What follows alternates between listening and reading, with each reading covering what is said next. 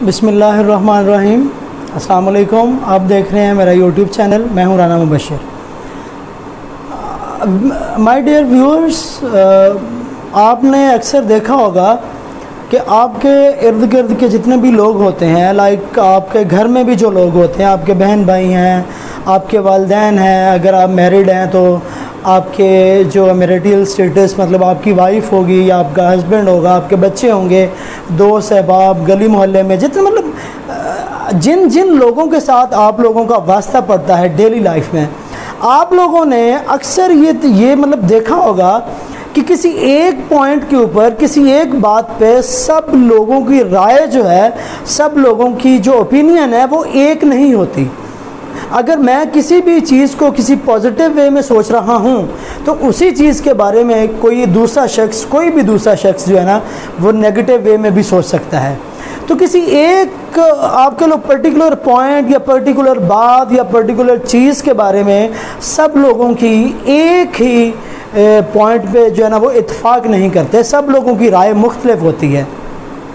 इस मुख्तलिफ राय का होना जो है ना, उसको हम कहते हैं कि इन लोगों में आपस में इख्तलाफ है। इख्तलाफ किसे कहते हैं? किसी एक पॉइंट पे सारे लोगों का मुत्तफिक ना होना, उनकी मुख्तलिफ राय होना, इसको कहते हैं कि इन लोगों में आपस में क्या है? इख्तलाफ है। अब ये जो इख्तलाफ होता है, इसका हरगिज़ मतलब जो मीनिंग है ये नेगेटिव में नहीं लेना, ये नेगेटिविटी की तरफ नहीं जाता। ये मेरी बात आप जो है ना याद रखिएगा कि अगर मैं अपने भाई से मतलब डिफरेंट सोच रखता हूँ तो इसका हरगिज़ मतलब नहीं है कि मैं नेगेटिव हूँ या वो नेगेटिव है, या हम एक दूसरे के बारे में नेगेटिव सोचते हैं, ऐसी बात नहीं है। इख्तलाफ का होना, ये डिसएग्रीमेंट का होना, इट मीन्स कि आपकी राय मुख्तलिफ है। हो सकता है कि आप सही भी हों, हो सकता है कि आप गलत भी हों।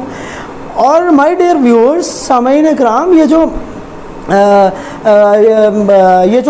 ज़िंदगी है ना, इस ज़िंदगी के अंदर, इस ज़िंदगी में इख्तलाफात का एक बहुत बड़ा रोल है, बहुत बड़ा रोल है।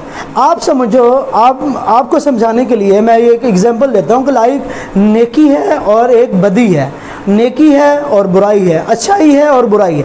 अच्छाई की वैल्यू उस वक्त तक है जब तक उसके बिल्कुल बराबर में बुराई खड़ी है।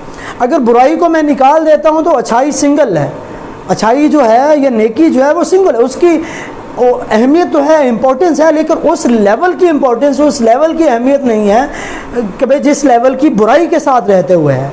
कहने का मतलब ये है कि मुख्तलिफ होना, डिफरेंसेस होना, ये ज़िंदगी का एक बहुत बड़ा अहम मतलब आपके लिए बहुत बड़ा हिस्सा है, मुख्तलिफ होना, इख्तलाफात होना। अब इन्हीं इख्तलाफात को, इसका हरगिज़ मतलब नहीं है कि हम लेके जो है ना अपनी ज़िंदगियों को ख़राब करें। ये जो इख्तलाफात हैं, आप कह लो कि ये हमारी ज़िंदगी में किसी भी वक्त हो सकते हैं, किसी भी वक्त जो है ना जन्म ले सकते हैं, किसी भी वक्त जो है ना क्रिएट हो सकते हैं और किसी भी वजह से क्रिएट हो सकते हैं। अब ये नहीं है कि भाई कोई एक वजह हो तभी नहीं, किसी भी वजह से जो है ना मुख्तलिफ हो सकते हैं। उसके बाद इख्तलाफात को कोशिश करके हम ख़त्म भी कर सकते हैं, कोशिश के ज़रिए इख्तलाफात को हम ख़त्म भी कर सकते हैं। लेकिन ये मेरी बात जो है ना व्यूअर्स याद रखिएगा, नाज़रीन, ये मेरी बात जो है ना याद रखिएगा कि अगर हम इख्तलाफात को ख़त्म नहीं करते तो यही इख्तलाफात जो हैं वो क्या कहते हैं, बाद में बहुत बड़ा फिर झगड़ा बन जाते हैं। इन्हीं इख्तलाफात के बिना पर फिर झगड़े होते हैं। ये जो इख्तलाफात की बिना पर झगड़े होते हैं, इनका मतलब ये नहीं होता कि इख्तलाफात ख़ुद गलत हैं, नहीं। इख्तलाफात का होना मैंने अभी पहले बताया है कि ज़िंदगी का एक अहम हिस्सा है और इख्तलाफात हो जाते हैं। मुख्तलिफात का मतलब होता है कि मुख्तलिफ राय रखना। इसका मतलब ये नहीं है कि हम मतलब झगड़ा करें, नहीं। अगर इख्तलाफात ख़त्म नहीं होते तो फिर झगड़ा ज़रूर हो सकता है। इख्तलाफात को, डिसएग्रीमेंट्स को आपस में समझौते से ख़त्म करना चाहिए। अब मैं आप लोगों को जो है ना बताता हूँ कि इख्तलाफात होते क्यों हैं। नॉर्मल हमारी ज़िंदगी में हमारे दोस्तों से, भाइयों से, बहनों से, बीवी बच्चों, मतलब जितने भी ऐसे लोग जिनके साथ आपका रोज़मर्रा का वास्ता पड़ता है, उनके साथ इख्तलाफात जन्म क्यों लेते हैं, क्यों पैदा होते हैं इख्तलाफात? सबसे पहली बात ये होती है कि हम क्या करते हैं, हम किसी से भी अगर बात कर रहे हैं ना, फ़र्ज़ किया मैं अपने भाई से बात कर रहा हूँ या भाई मुझसे बात कर रहा है, हम क्या करते हैं, हम अपनी बात को दूसरों के माइंड में घुसेड़ते हैं, अपनी बात को अपने पॉइंट ऑफ व्यू को। हम दूसरे की बात को गौर से नहीं सुनते। दूसरे की बात को गौर से ना सुनना इख्तलाफात पैदा होने की पहली रीज़न। दूसरे की बात को गौर से ना सुनना हमारी एक नेचर है। हम नेचुरल यही समझते हैं कि जो मैं कह रहा हूँ वो सही है। अब ये हम हरगिज़ नहीं सोचते कि जो दूसरा कह रहा है वो भी सही हो सकता है। ये इसी वजह से फिर क्या होता है, इख्तलाफात जन्म लेते हैं। पहली रीज़न क्या हुई कि भाई दूसरे की बात को गौर से ना सुनना। दूसरी रीज़न, अगर हम सुन भी लेते हैं दूसरे की बात, फ़र्ज़ किया कि हमने दूसरे की बात सुन ली, हम उसका एहतराम नहीं करते, हम इसको इम्पोर्टेंस नहीं देते। हम कहते हैं हाँ ठीक है आपकी बात भी सही होगी, लेकिन जो मैं कह रहा हूँ वो सही है। दूसरी रीज़न क्या हुई कि दूसरों की बातों को इम्पोर्टेंस ना देना, दूसरों की बातों का एहतराम ना करना। बातों का क्या मतलब दूसरे की राय का एहतराम ना करना। तीसरी बात, ये इख्तलाफात जन्म क्यों लेते हैं कि आप अपने जो ड्यूटीज़ हैं वो सही तरह नहीं निभा रहे होते। लाइक बीइंग आपके लो चाइल्ड, मुझे चाहिए कि मैं अपने पेरेंट्स की रिस्पेक्ट करूं, मुझे चाहिए मैं अपने पेरेंट्स को इज़्ज़त दूं, रिस्पेक्ट करूं, उनकी खिदमत करूं, ईच एंड एवरी थिंग जो मुझसे हो सकता है वो मैं नहीं करता। तो होगा क्या, मेरे आपके लो माइंडसेट में और वालिदैन के माइंडसेट में डिफरेंसेस क्रिएट हो जाएंगे। फिर वही इख्तलाफात होते हैं। डिफरेंसेस मीन इख्तलाफात का होना। तीसरी बात मैंने अभी क्या बताई कि आप अपने फ़राइज़ अच्छे से नहीं निभा रहे होते, जिसकी वजह से इख्तलाफात जन्म लेते हैं। और उसके बाद चौथी बात, आप क्या करते हैं, नॉर्मल क्या होता है कि आजकल की जैसे जनरेशन आगे 4 बहन भाई हैं, तो भाई सबसे जो छोटा भाई होता है वो कहता है भाई बड़े को छोड़ो, आप मेरी शादी पहले कर दो।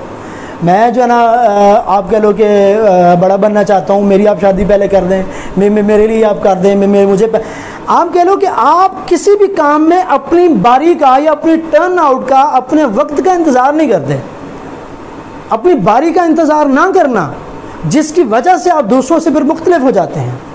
मैंने अभी मिसाल दी कि सबसे जो छोटा भाई होता है घर में, वो मतलब उससे बड़ी बहनें भी होती हैं, उससे बड़े भाई भी होते हैं। बाज़ फैमिलीज़ में ऐसा होता है, वो सबसे पहले कह रहा होता है कि भाई इनको छोड़ें, आप मेरी शादी कर दें, जिसकी वजह से बड़े बहन भाइयों की राय में और इसकी राय में इख्तलाफ हो जाता है।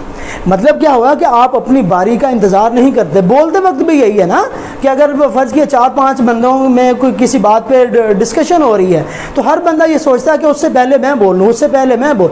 तो अपनी बारी का इख्तलाफ, अपनी बारी का इंतज़ार ना करना, ये भी इख्तलाफात को जो है ना जन्म देता है। और फिर एक और रीज़न क्या हो सकती है, मिसअंडरस्टैंडिंग्स, गलत फहमियाँ। मेरे भाई ने मेरे खिलाफ़ बात कर दी, अगर किसी ने मुझे ये बताया कि भाई आपके भाई ने तो आपके खिलाफ़ ये बात की है, मैंने सोचना नहीं है, मैंने समझना नहीं है, मैंने वो कंफर्मेशन नहीं करनी, मैंने कंफर्म नहीं करना, मैंने उसके खिलाफ़ सोचना शुरू कर देना, भाई के खिलाफ़ या बहन के खिलाफ़। होता क्या है, इससे गलत फहमियाँ पैदा होती हैं, मिसअंडरस्टैंडिंग्स पैदा होती हैं, जिसकी वजह से इख्तलाफात राय पैदा हो जाते हैं। फिर इख्तलाफात, मैंने अभी आपको बताया थोड़ी देर पहले, वो फिर क्या होते हैं, फिर झगड़ा बन जाते हैं। उसके बाद आपकी ख्वाहिशात का पूरा ना होना। भाई विशेष का पूरा ना होना, इससे मुराद ये तो नहीं है कि भाई आके आप जो है ना दूसरों से इख्तलाफ पैदा कर दें, लेकिन होता क्या है कि आपकी ख्वाहिशात अगर पूरी नहीं होती हैं तो आप क्या करते हैं कि भाई दूसरों से फिर आपकी राय मुख्तलिफ हो जाती है, जिसकी वजह से फिर जो है ना झगड़ा पैदा हो जाता है। वो ख्वाहिशात का पूरा ना होना, ये अल्लाह का निज़ाम है। अल्लाह आपकी ख्वाहिशात को बाज़ टाइम पूरा कर देता है, बाज़ टाइम पूरा नहीं करता। ये अल्लाह और आपका मामला है, आप दूसरों को बीच में क्यों घुसेड़ते हैं। तो ये ख्वाहिशात का पूरा ना होना भी इख्तलाफात को जन्म देता है। और आखिरी बात, मेरे पॉइंट ऑफ व्यू से, पसंद नापसंद में फ़र्क होना। अब जैसे मैंने ये कोट पहना हुआ है, इसका कलर डार्क ब्राउन टाइप है, मुझे ये पसंद है, हो सकता है ये किसी और को पसंद ना हो, तो भाई ये इख्तलाफ तो आ गया। पसंद मेरी ये पसंद है, लेकिन किसी और को ये नापसंद है, तो ये पसंद नापसंद का एग्जिस्टेंस, पसंद नापसंद की जो एग्जिस्टेंस होती है, ये भी आपको इख्तलाफात को जन्म देती है। और ये मैंने अभी थोड़ी देर पहले बताया कि इख्तलाफात को अगर हम कोशिश करके हल नहीं करते तो ये फिर झगड़े बन जाते हैं, और झगड़े लाइफ के अंदर आपके लोग संभाले नहीं जाते। ये ज़िंदगी तो अल्लाह ने पहले बहुत छोटी आपके लोग बनाई हुई है, बहुत छोटी। ये ज़िंदगी तो अल्लाह ताला के दिए हुए प्यार को बांटने के लिए बहुत कम है। तो हमें क्या ज़रूरत है झगड़े पैदा करने की, हमें क्या ज़रूरत है नफ़रतें बांटने की। इस ज़िंदगी को अगर जीना है तो झगड़ों को ख़त्म करना चाहिए, मिसअंडरस्टैंडिंग्स को ख़त्म करना चाहिए। और ये जो इख्तिलाफ़ात की मैंने अभी रीज़न्स बताई हैं, इनको मैं अब आपको इनको ख़त्म करने की भी कुछ आपको बातें बताता हूँ कि इन इख्तिलाफ़ात, अगर आपका किसी के साथ कोई इख्तिलाफ़ है तो उसको हम जो ना ख़त्म कैसे कर सकते हैं। आप मुझे ये बताएं, अगर मैं कहूँ, अगर मैं अपने छोटे भाई को देता हूँ 500 रुपया कि जाओ यार ये ना 500 रुपया ले लो और मार्केट में जाओ, किसी अच्छी सी शॉप्स पे जाके कुछ खुशियाँ लेके आओ, मेरे लिए कुछ खुशियाँ लेके आओ, ख़रीद के लेके आओ खुशियाँ। आप मुझे बता सकते हो कि उन 500 रुपये की खुशियाँ कितनी आएंगी? कोई बता सकता है इस बात को? नहीं बता सकता, क्योंकि खुशियाँ बाज़ार से नहीं मिलती। जो खुशियाँ होती हैं वो आपके जो रिश्ते नाते होते हैं, वो आपस में जो उनका कनेक्शन होता है उनसे मिलती हैं। खुशियाँ पैसों से हरगिज़ नहीं मिलती। तो ये जो झगड़े हैं, इन झगड़ों को जब तक हम ख़त्म नहीं करते, आपके रिश्ते मजबूत नहीं होते। जब तक रिश्ते मजबूत नहीं होते, आपकी लाइफ में खुशियाँ नहीं आती। अगर आपकी लाइफ में खुशियाँ नहीं आएंगी, आप सुकून की ज़िंदगी नहीं बसर कर सकोगे। अगर आप सुकून की ज़िंदगी नहीं बसर कर सकोगे तो आपकी ज़िंदगी लंबी नहीं होगी। अगर आपको सुकून की ज़िंदगी नहीं मिलती तो आपके जितने भी फ़राइज़ हैं जिनको निभाने के लिए अल्लाह ताला ने आपको दुनिया में भेजा है, वो फ़राइज़ नहीं निभा सकोगे। खैर, ये बात बड़ी लंबी चली जाएगी, ये इस टॉपिक पे फिर कभी बात करेंगे इंशाल्लाह। मैं इन इख्तिलाफ़ात को ख़त्म करने की कुछ बातें आपको सजेशन देता हूँ कि इख्तिलाफ़ात को कैसे ख़त्म किया जाए। मैंने अभी आपसे बोला था कि भाई सबसे पहले दूसरों की राय का एहतराम करना सीख जाएं। अभी मैंने रीज़न में बताया ना, अब जब आप दूसरों की राय का एहतराम करना शुरू कर देंगे ना, तो आपके इख्तिलाफ़ात जो है ना वो ख़त्म हो जाएंगे। आपके इख्तिलाफ़ात ख़त्म हो जाएंगे, फिर आपकी ज़िंदगी जो है ना वो सुकून में आना शुरू हो जाएगी। और दूसरी बात, दूसरी सजेशन, आप पुरसुकून रहना सीखें। आप कूल माइंडेड होना सीखें। अपनी एग्रेशन, अपने गुस्से, अपनी जज्बात को कंट्रोल में रखें। जज्बात को बिला वजह इधर उधर मत फेंकें। यही जज्बात आपके किसी की अमानत होते हैं। इन जज्बात का इजहार आप वहाँ पे करें जहाँ पे आपको इसका राइट है, जहाँ पे ये करने चाहिए। तब भी झगड़े पैदा नहीं होंगे, तब इख्तिलाफ़ात पैदा नहीं। इख्तिलाफ़ात नहीं होंगे तो अल्टीमेटली झगड़े भी नहीं होंगे। और दूसरी बात ये कि अपने गुस्से पर काबू रखें। मैंने अभी जज्बात की बात की। आपके जज्बात ही जब हाइपर हो जाते, जज्बात जब अब इंक्रीज़ हो जाते हैं आपके, तब आपको गुस्सा आता है। अपने आप को कूल माइंडेड रखें, अपने गुस्से को ख़त्म करें, अपने जो है ना क्या कहते हैं कि गुस्से को जो है ना कम करने की कोशिश करें। और एक और बात, जब भी आप किसी से भी बात करें, चाहे वो आपसे बड़ा है चाहे छोटा है, आराम से बात करना सीखें। आराम से बात करें, बिल्कुल आहिस्तगी से बात करें उसके साथ। अगर वो कोई बंदा जो आपके गुस्से की वजह से आपसे बात करना जो है ना कतराता है, तो आपके लहजे में ऐसी पोलाइटनेस, ऐसी आपके पोलाइटली आप उनसे बात करें कि वो परला बंदा आपसे बात करने को तरसे। जब आप बिल्कुल नरम लहजे में किसी से बात करोगे ना, तो फिर इख्तिलाफ़ात पैदा नहीं होते। फिर दूसरा बंदा आपकी बात सुनेगा, आपकी बात पे गौर भी करेगा, उसको समझेगा भी सही। एक और वे मैं आपको बताता हूँ, अपनी गलती का एतराफ़ करना सीखें। अपनी गलती का एतराफ़। जब तक आप ये नहीं मानते कि मैं गलत हूँ, ऐसा कैसे हो सकता है कि आपकी किसी के खिलाफ़ जो है ना, किसी के साथ इख्तिलाफ़ ना हो? आपने मानना ही नहीं है, आप गलत भी हैं। आपने जब मानना ही नहीं है कि मैं गलत हूँ, तो इसका मतलब क्या है कि झगड़े तो होंगे, फिर इख्तिलाफ़ात तो होंगे। अपनी गलती को मानना सीखें। और फिर जब आपने अपनी गलती को मान लिया अगर आपने गलती को, तो अगली बात ये है कि उस गलती की फिर माफ़ी भी मांगें। जब तक आपने भी गलती मान तो ली, उसकी माफ़ी नहीं मांगी, तो फिर फ़ायदा क्या हुआ आपके लोगों की गलती का एतराफ़ करने का? कोई फ़ायदा नहीं। गलती को तस्लीम करें, फिर उसके बाद उस गलती की माफ़ी भी मांगें। उसके बाद क्या करना, जब आपने तो माफ़ी मांग ली, और यही सिचुएशन आप दूसरों के साथ भी रखें।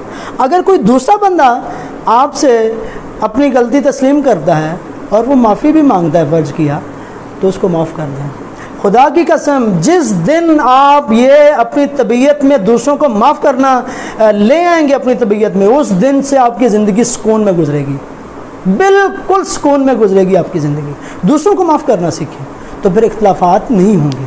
आखिरी बात, ये सब कुछ बातें, अपनी गलती का एतराफ़ करना, फिर माफ़ी मांगना, दूसरे की गलती सुनना और फिर उसको माफ़ करना, ये तभी होगा सब कुछ जब आप दूसरों की बातें गौर से सुनेंगे। जब दूसरों की बातें गौर से नहीं सुनेंगे, ये सब कुछ मुमकिन ही नहीं है। ये जितने भी मैंने आपको सजेशंस बताई हैं ना, ये तब तक इख्तिलाफ़ात होते रहेंगे जब तक आप दूसरों की बातें गौर से नहीं सुनेंगे। दूसरों की बातों को गौर से सुनना शुरू करें, उनकी बातों का एहतराम करना शुरू करें, दूसरों की गलतियों को माफ़ करना सीखें, अपनी गलती तस्लीम करें और अपनी गलती की माफ़ी मांगें। ये सारी बातें वो हैं जो आपकी तबीयत के अंदर जिस दिन ये शामिल हो जाएंगी ना, आपकी ज़िंदगी जो है ना सुकून से भर जाएगी, आपकी ज़िंदगी खुशियों से भर जाएगी। और ये सारी की सारी चीज़ें कहाँ होती हैं? आपके ये जो छोटे छोटे रिश्ते होते हैं, रिश्ते नाते बहन भाइयों के, बीवी बच्चों के, वालिदैन के, गली मोहल्ले के, दोस्त अहबाब, रिश्तेदार, उन सब के साथ उन सब की कनेक्टिविटी होती है आपकी ज़िंदगी के अंदर। जब तक आप अपनी ज़िंदगी को खुशगवार नहीं बनाएंगे, आप अपने फ़राइज़ सर अंजाम नहीं दे सकते। जब तक आप अपने फ़राइज़ सर अंजाम नहीं दे सकते, फिर अल्लाह के साथ आपका कनेक्शन भी फिर कमज़ोर होता जाता है। उम्मीद करता हूँ मेरी वीडियो आपको पसंद आई होगी। मिलते हैं अगली वीडियो में। अल्लाह हाफ़िज़।